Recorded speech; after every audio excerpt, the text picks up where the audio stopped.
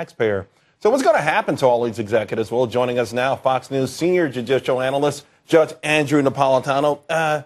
It went from, kind of interesting, funny, silly to this is serious, ugly stuff now. Well, right. I mean, at first we thought it was a bunch of people letting off steam, pretending to be clowns, mocking the government, engaging in some silliness and excess.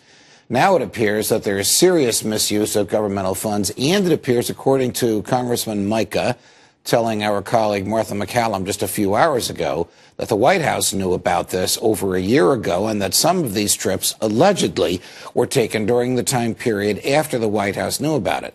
Now, these people are employees in the executive branch. Their job is to manage the real estate and the assets of the federal government. Their job is to conserve funds. No one in the government is permitted to spend money like this on a personal, luxurious, paid vacation, not reimbursing the government and claiming that it was an ordinary, reasonable expense.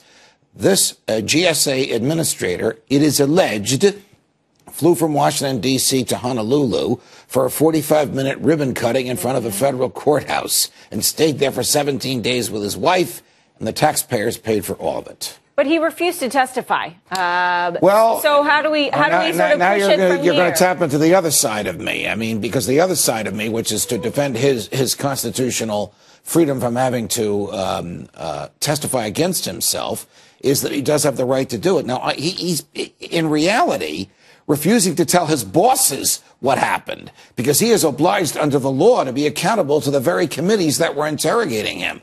But his personal right to be free from self-incrimination is a higher value than his obligation to speak truthfully to his bosses.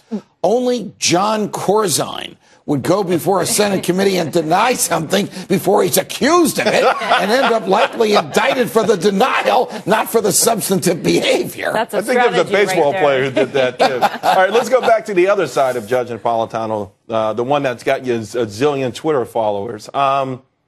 Is this about power being so corruptive in the government? And it's not about any particular administration, just the government being able to run amok, unchecked, and being all-powerful. They spend this money with glee and impunity. Well, Harry Reid says this started under the Bush administration. The Republicans in the House say it happened under the Obama administration. I don't think that's inconsequential right now, though, isn't it? Correct. This is the fault of the big government mentality. This is the fault of the pace set by the Congress, the accusers, which believes it can write any law, regulate any behavior, and tax any event. The president thinks he can bomb any country, spy on any Americans, kill Americans if he wants to, loan federal dollars to failing green energy corporations. All this is done without regard to the Constitution. That sets a pace for government workers to think that they can do whatever they can get away with. So we need a return to constitutional government. The holier than thou complaints by members of Congress, they should look into a mirror.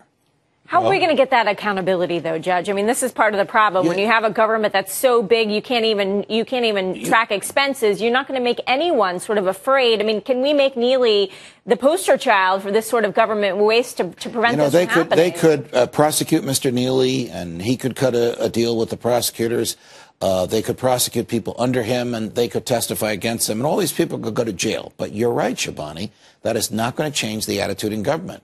Government requires a sea change in thinking. It requires the American public saying enough is enough. We're going to send people to the government who will be faithful to the Constitution. Do I expect that to happen in one election cycle? No. But if it doesn't happen, this behavior will continue. The Secret Service agents are a symbol, a manifestation of the same. Right. I will do whatever I can get away with on the people's dime that we saw in the GSA. This is what we need to take our motivations with us to the polls in November, not lose sight of this. I hope people are as angry in November as these congressmen are pretending to be angry today.